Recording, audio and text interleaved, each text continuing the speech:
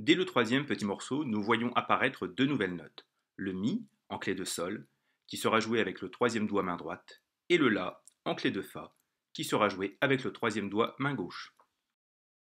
Avant d'aller plus loin, abordons les éléments de signalétique que nous retrouverons à chaque fois. Tout d'abord, la barre de mesure. Ce trait vertical sert à séparer deux mesures. Mais qu'est-ce que la mesure? Eh bien, imaginons que Danse russe, ou Chanson triste, ou n'importe quel morceau, est un gâteau d'anniversaire. Nous allons le découper en parts égales. En musique, nous appelons ces parts mesures, et chacune d'elles contient le même nombre de pulsations ou de temps.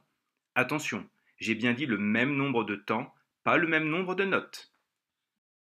Si je compare chanson triste et chanson gaie, je constate que le premier contient 2 temps par mesure, alors que le second 4. Il existe donc différentes tailles de mesure, comme pour nos parts de gâteau. La taille des mesures est indiquée par le chiffre du haut en début de portée. Je reviendrai plus tard sur celui du bas.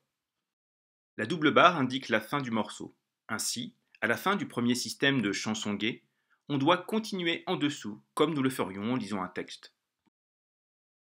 Le dernier point à vous expliquer s'appelle liaison rythmique. C'est un outil qui permet de fabriquer des durées en reliant entre elles des figures de notes. Ici, les deux là vont former un son de 4 temps.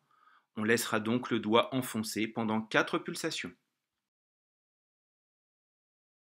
Peut-être avez-vous été surpris par l'apparence de ce morceau page 11.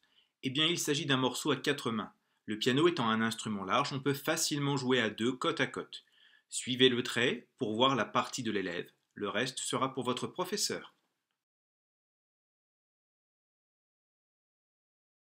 On remarque un petit astérix nous demandant de jouer une octave au-dessus. Cela veut dire qu'exceptionnellement, l'élève ne jouera pas autour du do du milieu, mais autour du premier do sur la droite du do du milieu.